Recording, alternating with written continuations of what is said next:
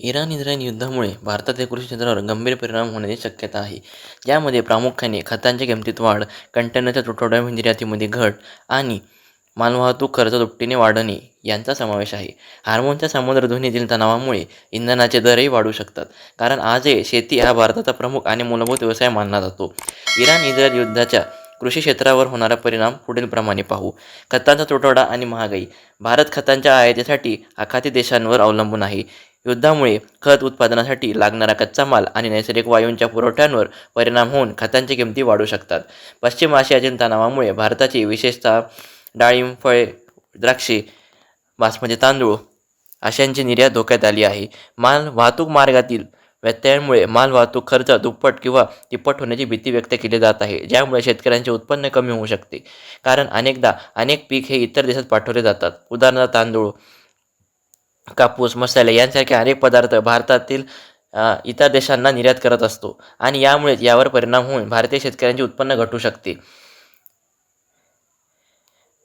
शेतात होणाऱ्या ठिबक सिंचन प्रणाली, बायो फर्टिलायझर, बायो पेस्टिसाइड आणि शेती अवजारांचा पुरवठा खंडित होऊ शकतो, याचा परिणाम बागायती शेतीवर होईल. सरकारची भूमिका असा आहे की यामध्ये पुरेसा साठा असल्याची आणि खरीप हंगामासाठी पूर्ण तयारी असल्याची ग्वाही सरकारने दिली, तरी युद्धाच्या दीर्घकालीन परिणामांचा धोका हा सध्याही कायम आहे. थोडक्यात, या युद्धामुळे शेतकऱ्यांचा उत्पादन खर्च वाढणार असून निर्यातीमध्ये अडथळे निर्माण झाल्याने शेतीमालाच्या किमती पडण्याची शक्यता आहे. जर युद्धाचा परिणाम आणखीन काही काळ टिकला तर खत पुरवठ्यावर मोठा परिणाम होऊन खरीप हंगाम कठीण होऊ शकतो. या परिस्थितीमध्ये भारत सरकारला इतर देशातून खते आयात करण्याचे पर्याय शोधावे लागू शकतात. भारत युरिया सारख्या खतासाठी आखाती देशांवर अवलंबून आहे.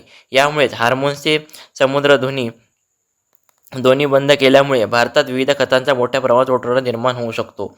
तसेच भारत बासमती तांदूळ हा 50% जास्त आखाती देश आणि इराण यांसारख्या देशांना निर्यात करतो. यामुळे या महत्त्वाच्या पिकांवर देखील याचा परिणाम होण्याची शक्यता या युद्धामुळे आहे.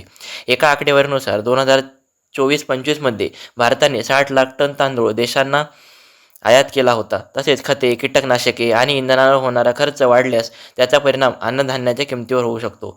परिणामी अन्नधान्य महागाई निर्माण होऊ शकते. सर्वसामान्य नागरिकांवर आर्थिक भार येण्याची शक्यता यामुळे आहे. यावर उपाय म्हणजे बायोगॅस वापरला जाऊ शकतो. आजही भारतातील अनेक खेडेगावांमध्ये बायोगॅसचा वापर केला जातच आहे. हाच उपाय संपूर्ण भारतात केला गेला तर गॅसचा परिणाम भारतावर होणार नाही.